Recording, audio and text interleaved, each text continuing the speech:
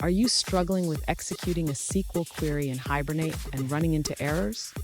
You're not alone.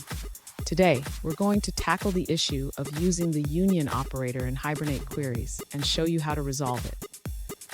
I completely understand how frustrating it can be when your code doesn't work as expected.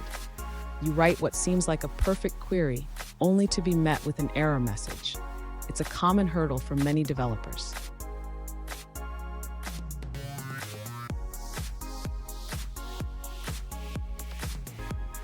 Let's dive into the specific question at hand.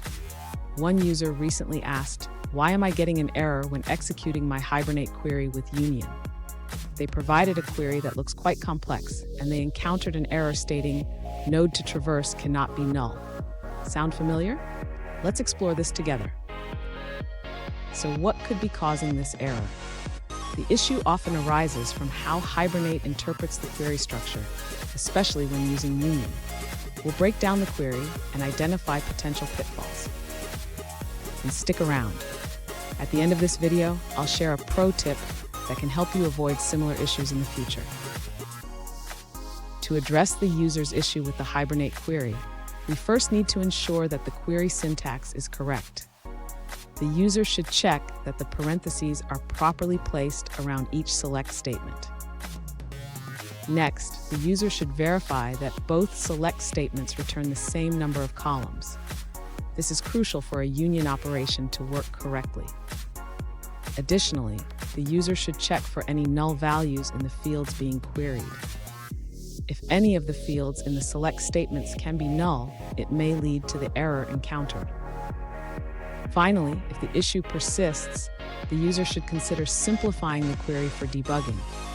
They can run each select statement separately to identify where the problem lies.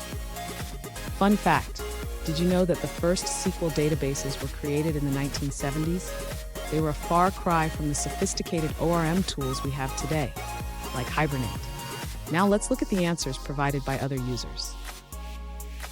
An alternative approach suggested by a user is to split the original union query into two separate queries.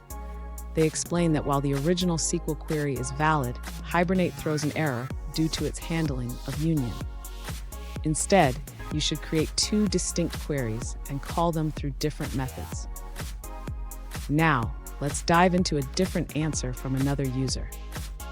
An alternative approach suggested by a user is to check your category table reference. They recommend ensuring that the field you are selecting exists. You can also try using an asterisk to select all fields, which might resolve the issue. Here's the pro tip I promised. Always validate your queries in smaller parts before combining them.